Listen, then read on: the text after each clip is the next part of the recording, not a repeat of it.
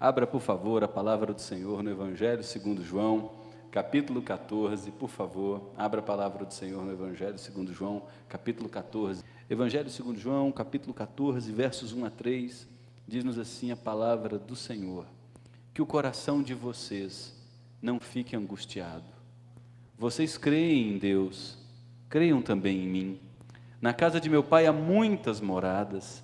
Se não fosse assim, eu já lhes teria dito, pois vou preparar um lugar para vocês, e quando eu for e preparar um lugar, voltarei, e vos receberei para mim mesmo, para que onde eu estou, vocês estejam também.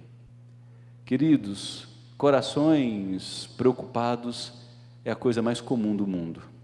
Pessoas de todas as classes sociais, de toda cor, de todo credo religioso, enfrentam situações difíceis na vida. Além de coração perturbado ser a coisa mais comum do mundo, também tem como causas diversas. Às vezes as preocupações vêm de fora, enfermidades, dramas, traições. Às vezes as causas são internas.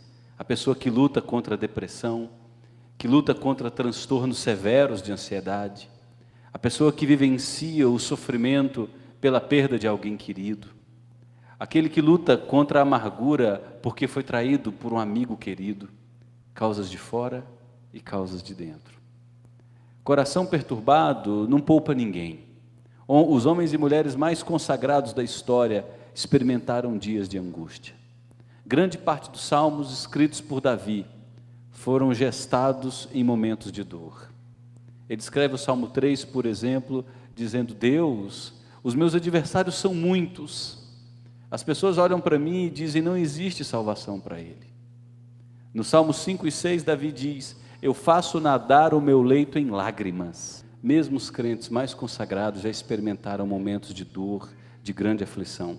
O próprio Jesus, cujas palavras estamos refletindo aqui, estava vivendo já situações de grande perturbação. Ele iria para o jardim do Getsemane. Essas palavras foram ditas na ocasião da última ceia. A última ceia foi realizada na quinta-feira da paixão. Nós estamos na quinta-feira do jardim do Getsemane. Nós estamos na quinta-feira em que Jesus transpira suor como sangue, tamanha angústia de sua alma. Nós estamos na quinta-feira da traição de Judas.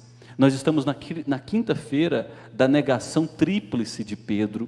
Nós estamos na quinta-feira onde todos os discípulos se dispersam e abandonam Jesus, de terem jurado até o fim que o seguiriam até a morte. Nós estamos na quinta-feira da prisão de Jesus. O próprio Jesus se sente perturbado. Quando ele vai para o jardim do Getsemane, horas depois desse jantar, ele ora ao Pai dizendo: Pai, a minha alma está angustiada até a morte. Jesus está se despedindo dos seus discípulos.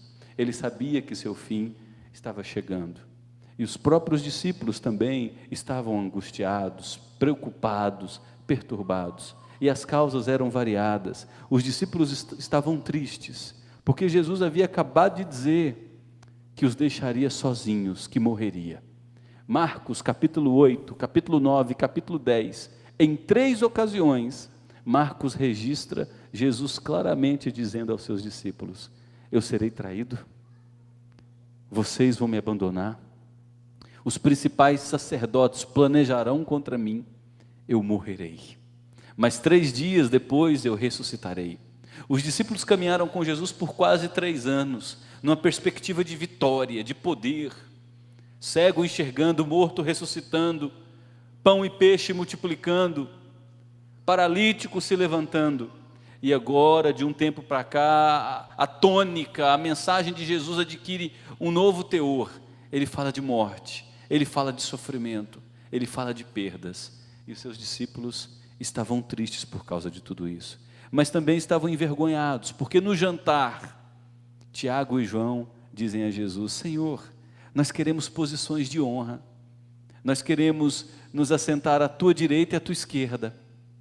Marcos nos diz que Tiago e João foram tão infantis e egoístas que pediram a sua própria mãe para chegar em Jesus e pedir: olha, quando o Senhor estabelecer seu reino, Deixa meu filhinho aqui, meu filhinho ali, à sua direita e à sua esquerda, dê poder a eles. E Jesus diz: vocês não sabem o que estão pedindo. Eu vim a esse mundo para morrer, para dar a minha vida em resgate por muitos. Os discípulos estavam envergonhados, porque Jesus revelou sua cobiça, sua vaidade, seu ego, sua infantilidade, sua incompreensão de seu chamado até aquele momento, mesmo depois dele ser claro que o Filho do Homem veio para servir e não para ser servido. Os discípulos estavam perplexos, porque Jesus havia acabado de dizer que Pedro, o representante do grupo, carismático, tomava a dianteira dos outros, era precipitado, mas era o representante do grupo, com personalidade forte. Jesus disse que Pedro negaria Jesus 3 vezes naquela noite. Jesus havia dado um pedaço de pão para Judas, e ele deu o pedaço de pão depois de dizer: quem eu der o pedaço de pão é quem me trairá. Os discípulos estavam perplexos, os discípulos estavam vacilantes na fé. Eles caminharam por vários anos vendo um Jesus triunfalista, cheio de poder e glória, e agora eles pensavam: como assim? Como o Messias, o Cristo, o ungido de Deus, aquele que andou sobre as águas, como Cristo, para quem veio a voz do alto dizendo: este é meu filho amado em quem me alegro, como esse Cristo pode ser traído e morrer? E por fim os discípulos estavam preocupados porque os sofrimentos que Jesus havia predito não se limitavam somente a Jesus, mas também aos discípulos. Jesus disse aos seus discípulos: vocês serão odiados pelo mundo, levarão vocês para as prisões, sofrerão açoites, enfrentarão dores e dilemas terríveis. No mundo vocês passarão por aflições. Os discípulos ficaram preocupados, estavam perturbados, porque quando a gente entende que o outro vai sofrer, quando a gente entende que o outro enfrenta o luto, quando a gente entende que o outro perde projeção social e enfrenta severas crises financeiras, a gente se entristece, mas a gente se desespera quando isso se projeta para a nossa vida. E os discípulos estavam angustiados.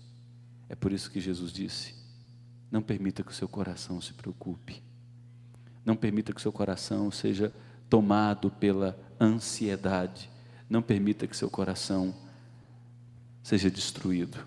E aí nós refletiremos sobre a temática como vencer sobre as preocupações da vida, sobre as turbulências da vida. E em primeiro lugar, nós vencemos as turbulências e as preocupações da vida colocando nossa confiança em Cristo, apesar das adversidades. Nós vencemos as turbulências da vida colocando nossa confiança em Cristo, apesar das dificuldades. Note o que Jesus nos diz no verso 1: vocês creem em Deus, creiam também em mim. A construção desse texto também pode ser traduzida por Jesus dizendo: assim como vocês creem em Deus para enfrentar os momentos difíceis, continue a crer em mim.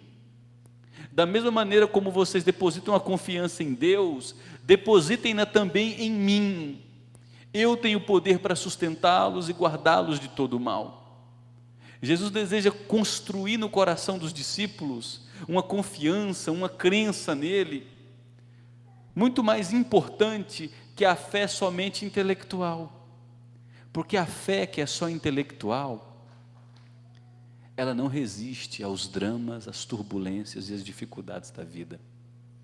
Quem estuda só teologia, para ficar aqui e não descer para o coração, e não se irradiar em vida, no dia mau, não tem estrutura para aguentar as dificuldades.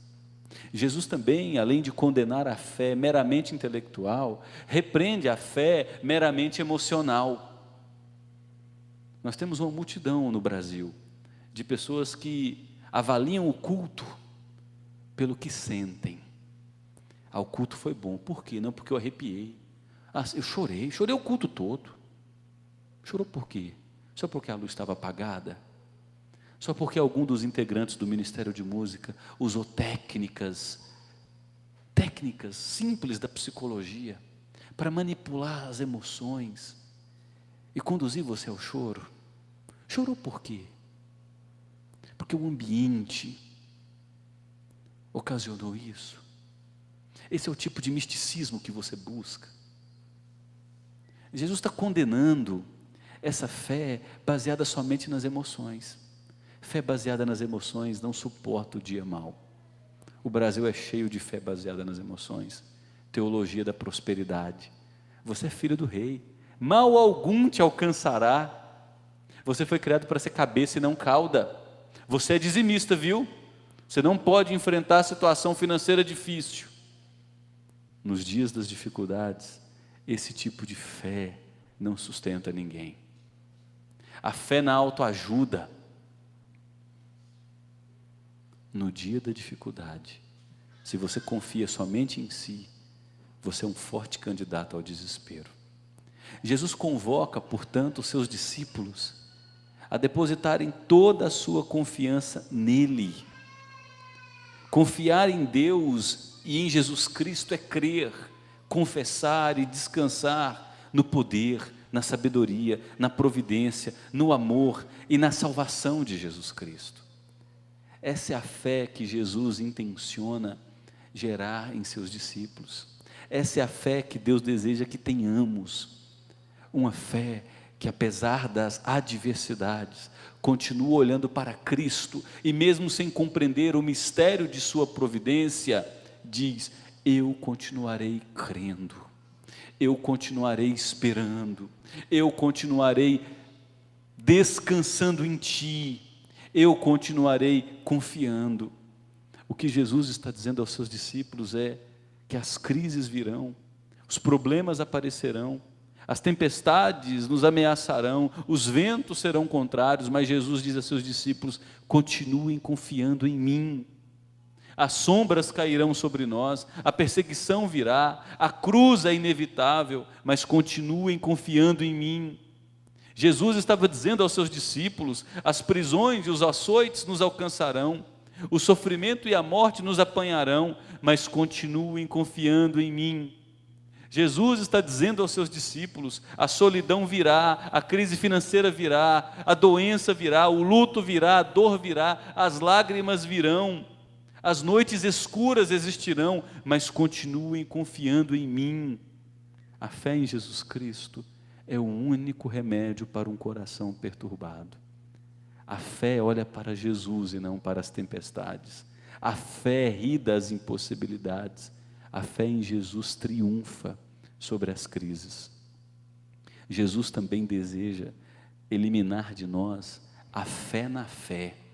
É muito importante a gente falar sobre isso e a gente entender o que eu quero dizer com isso. Tem muitas pessoas que dizem: eu tenho uma fé tão grande. Mas você tem uma fé grande em quem? Ou a sua fé grande está no quê?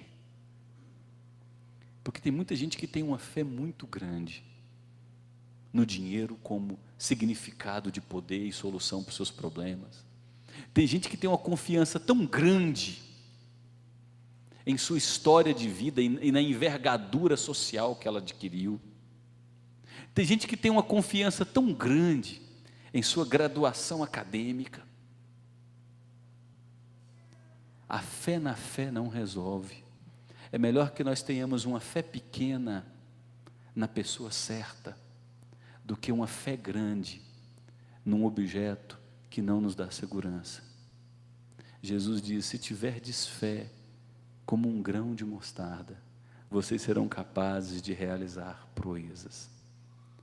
Então Jesus olha para os seus discípulos e diz: só há um jeito de enfrentar as turbulências da vida. Confie em mim. Confie em minha sabedoria. Confie em minha providência misteriosa. Confie em meu amor. Confie em meu poder. Ainda que passem por adversidades e trilhem o caminho do deserto, a minha mão também alcançará vocês ali. É a fé na pessoa certa, a despeito das circunstâncias. Em segundo lugar, além de confiarmos em Jesus Cristo, em seu poder, graça, soberania e providência, nós enfrentamos as turbulências da vida, sabendo que neste mundo somos viajantes, que nosso lugar é o céu. Note os versos 2 e 3, Jesus diz: na casa de meu Pai há muitas moradas, se não fosse assim eu já lhes teria dito, eu vou preparar um lugar para vocês, e quando eu for e preparar um lugar, voltarei e os receberei para mim mesmo. Diante das provações, das tribulações, precisamos levantar a cabeça e olhar para nosso destino. Nós somos cidadãos dos céus, somos cidadãos destinados à glória da presença de Jesus. Na jornada cristã existirá sim sofrimento, cruz, dor, mas o fim do nosso caminho, Jesus nos diz, é o da glória, é o céu. Paulo, em 2 Coríntios, capítulo 4, verso 17, diz que a nossa leve e momentânea tribulação produz para nós um eterno peso de glória. Olhar para o céu, para a nossa recompensa, para a nossa pátria celestial, para o nosso verdadeiro lar, nos capacita a triunfar sobre as turbulências da vida. Como é que Jesus descreve o céu? Você conhece o céu? Você sabe o que a Bíblia registra a respeito do céu, do seu destino, sua pátria, seu verdadeiro lar? Em primeiro lugar, o céu é o nosso destino. A morte não é o fim da nossa vida. Paulo chega a dizer que para ele o viver é Cristo e o morrer é lucro. A morte não tem a última palavra. Morrer para o crente é deixar o corpo e estar com o Senhor para todo sempre. Quando o crente morre, não vai para o cemitério, não vai para o purgatório, ele vai para a presença de Deus na glória. O céu é a presença de Deus. O céu é o lugar de gozo e descanso, é onde está o trono de Deus. A multidão de anjos e a multidão dos nossos irmãos em Cristo que morreram e estão com Cristo. O céu é nossa pátria, é onde está o nosso tesouro. O céu é nossa herança. No céu, Deus vai enxugar dos olhos toda lágrima, arrancará toda dor, e cantaremos um cântico novo ao Cordeiro que morreu e está vivo pelos séculos dos séculos. O céu é a casa do Pai. Isso é muito importante, porque se eu e você somos filhos do Pai, o céu também é nossa casa. Porque se o céu é a casa do Pai, e somos filhos do Pai, somos herdeiros da casa do Pai. Na casa do Pai não haverá maldição, não entrará gente mutilada, aleijada, ferida, não haverá gente mais oprimida, não haverá cortejo fúnebre. Na casa do Pai, no céu, seremos aceitos e amados, não pelo que temos, mas por quem somos, pela obra perfeita que Jesus realizou por nós. Na casa do Pai, nós seremos bem-vindos. Quando chegarmos na presença de Deus, nós ouviremos de Jesus: vinde, benditos de meu Pai, tome posse da vida eterna destinada a você. Na casa do Pai, diferente das nossas casas nesse mundo, as pessoas serão tratadas sem preconceito, sem acepção, sem distinção racial. Na casa do Pai, todas serão tratadas e revestidas de glória e dignidade. O céu é o lugar onde tem muitas moradas. Jesus disse aí no versículo 2, na casa de meu Pai há muitas moradas, tem espaço para mim, tem espaço abundante para você, tem espaço suficiente para todos que depositaram sua confiança plena na pessoa de Jesus Cristo. Jesus nos preparou o céu através de sua morte e ressurreição, subida aos céus, e depois que ele se assentou à presença de Deus, ele ora por nós o tempo todo. Através de sua obra perfeita, ele nos garantiu a presença do céu e a dádiva do céu. Jesus entra no céu como nosso precursor, ele nos antecipou, ele é nosso irmão mais velho, porque ele entra no céu, ele garante a nós que estamos nele a mesma entrada no céu. Então o céu é o nosso lar permanente, Aqui somos viajantes, somos peregrinos, estamos de passagem, nós estamos de caminho para o céu, para a glória. Então, como enfrentar as turbulências da vida? Em primeiro lugar, confie em Jesus Cristo apesar das adversidades. Não se turbe o vosso coração, creiam em mim assim como vocês creem em Deus. Na casa de meu Pai há muitas moradas, eu vou preparar lugar para vocês. Jesus preparou a presença eterna de Deus para nós. E por fim, nós triunfamos sobre as dificuldades da vida, sabendo que o nosso Senhor retornará para completar a obra que Ele começou. Vencemos os obstáculos e as dificuldades da vida, confiando em Cristo. Vencemos as dificuldades e obstáculos da vida, sabendo que aqui somos viajantes com destino à glória. E em terceiro e último lugar, vencemos as dificuldades da vida, tendo absoluta certeza que Jesus Cristo retornará. Note o versículo 3 de João 14, e quando eu for e preparar um lugar, voltarei, e os receberei para mim mesmo, para que onde eu estou, vocês estejam também. Jesus está dizendo, eu completarei a obra que iniciei. Como Jesus retornará, meus queridos irmãos e irmãs? Em primeiro lugar, Jesus virá pessoalmente. O livro de Atos, capítulo 1, versículo 8, registra que na presença de 500 testemunhas, Jesus sobe aos céus. Aparece ali 2 varões em vestes resplandecentes, 2 homens brilhando e dizem, por que estão olhando para o céu? Da mesma maneira como ele subiu, vocês o verão descer. Todo olho verá o retorno de Cristo. De norte a sul, leste a oeste, ocidente a oriente, qualquer ponto do planeta, será um evento estupendo, marcado por glória. Todo o planeta verá Cristo retornar em glória. Jesus retornará visivelmente, todo o olho verá, todas as nações se lamentarão sobre ele, ele virá depois do ressoar da última trombeta, será o fim, o evento mais glorioso de toda a história. Jesus retornará gloriosamente, a última palavra não será do mal, a verdade triunfará sobre a mentira, o ímpio não prevalecerá na congregação dos justos, será disperso como a palha, a igreja de Cristo triunfará, quando a voz do arcanjo soar, e a trombeta de Deus ressoar, Cristo virá nas nuvens em glória, com poder, matará o anticristo com o sopro de sua boca, julgará todas as nações, e lançará os ímpios e o diabo no lago de fogo. Ele virá em glória. Jesus voltará inesperadamente. Muitos serão surpreendidos. Muitos não estarão vigiando. Muitos não estarão preparados. Será como nos dias de Noé. As pessoas vivem suas vidas, se casam, casam seus filhos, se entregam às suas futilidades, a seus prazeres banais, vivem vidas desapercebidamente. E de repente Cristo aparece em glória.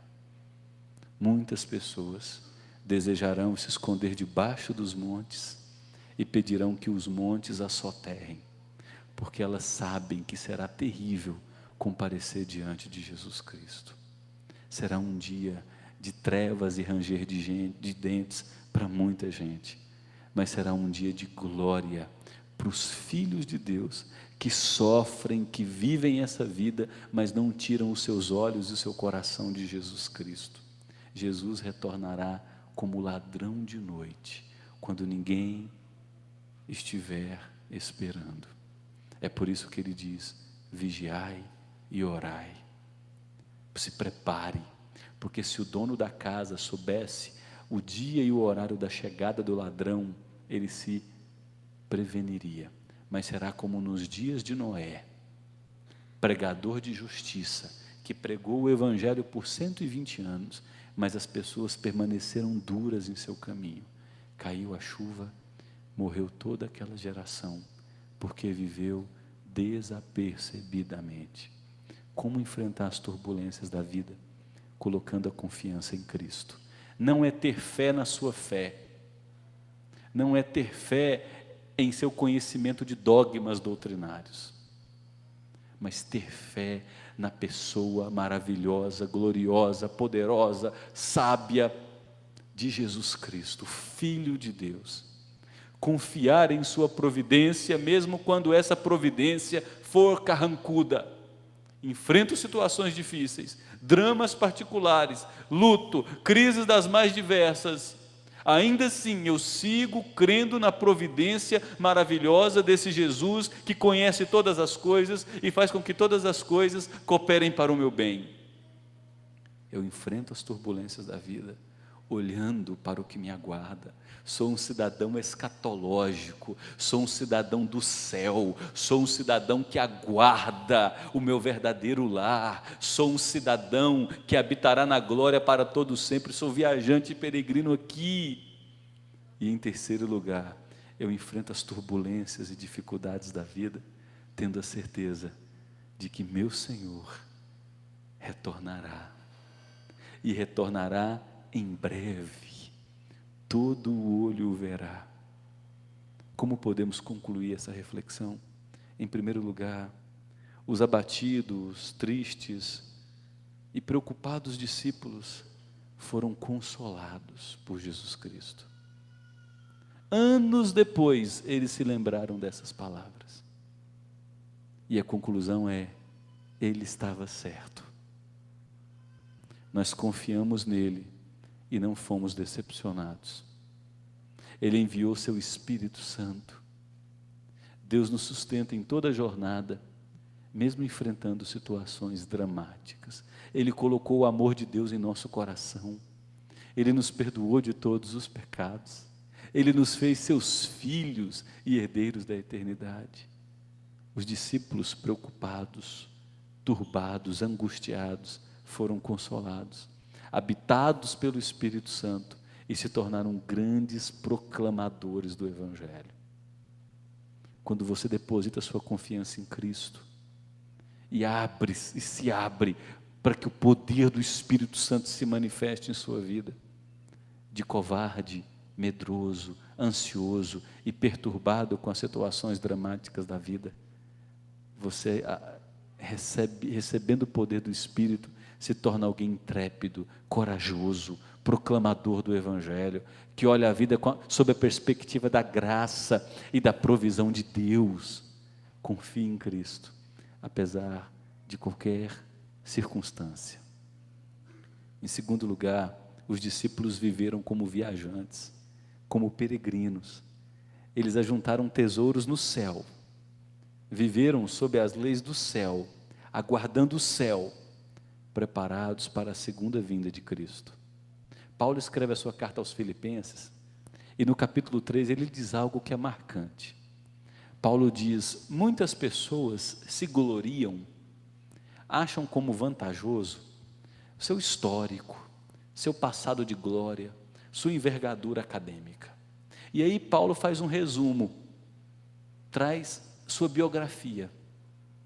Eu fui judeu dos judeus, hebreu de hebreus, eu fui um fariseu zeloso, eu conhecia toda a palavra de Deus, eu era um juiz no meio do meu povo, ainda jovem, um profundo entendedor, grande envergadura social, mas quando Cristo me conheceu e mudou a minha vida, eu considerei tudo isso como esterco, pelo privilégio e a glória de conhecer Jesus Cristo e os tesouros escondidos em sua pessoa.